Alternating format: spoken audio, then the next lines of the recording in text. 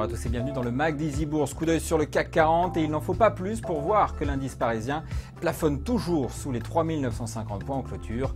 La tendance haussière est préservée mais le CAC 40 reste extrêmement volatile. Le fait de la semaine, c'est l'euro qui continue sa dégringolade. Après la Grèce, le Portugal est dans le viseur des marchés. Conséquence, la monnaie européenne est au plus bas depuis 10 mois et ça pourrait continuer. Certains stratèges prédisent une glissade jusqu'à 1,25 $. On retrouvera alors le niveau de début 2009. Zoom sur les indicateurs qui feront réagir les marchés en pleine tourmente autour de la monnaie européenne. Lundi, on suivra l'indice de sentiment économique de la zone euro. Après 10 mois de croissance ininterrompue, la confiance économique avait marqué le pas le mois dernier. C'est la France qui avait le plus pesé sur la tendance. Mardi, direction les États-Unis avec l'indice Case-Shiller, le meilleur indicateur sur les prix de l'immobilier outre-Atlantique. Alors en quoi est-il si important? La réponse de Philippe Weber. C'est important parce que le secteur de l'immobilier a été un des facteurs déterminants de la crise qu'on a connue aux États-Unis, donc le facteur déclenchant à défaut d'être la cause première. Et les prix de l'immobilier sont importants pour les ménages, pour leur consommation, mais importants aussi pour le secteur de l'immobilier, gros pourvoyeur d'emplois et gros destructeurs d'emplois dans la période récente, et aussi pour les banques qui ont beaucoup prêté à ce secteur.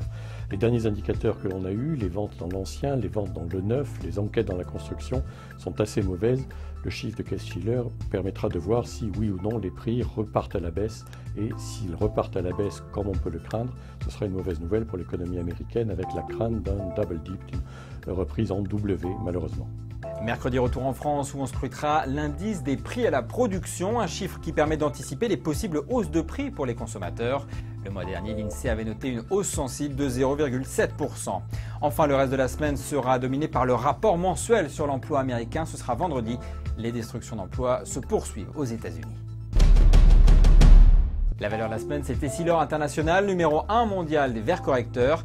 Un grand groupe plutôt discret avec une capitalisation de 8 milliards d'euros qui offre, sans jeu de mots, une très forte visibilité selon Agnès Delors. Essilor est connu pour sa rentabilité légendaire, valeur à faible volatilité, stratégie de conquête de parts de marché par des rachats de distributeurs et de laboratoires. Son objectif premier est d'amener ses clients milieu de gamme vers le haut de gamme. Le marché de l'optique est un marché lié au vieillissement de la population. Et surtout, c'est une société qui maîtrise très bien son bilan. Elle a des dettes qui représentent seulement 200 millions d'euros. Donc le titre est-il encore cher? Il caracole avec ses plus hauts de 2007.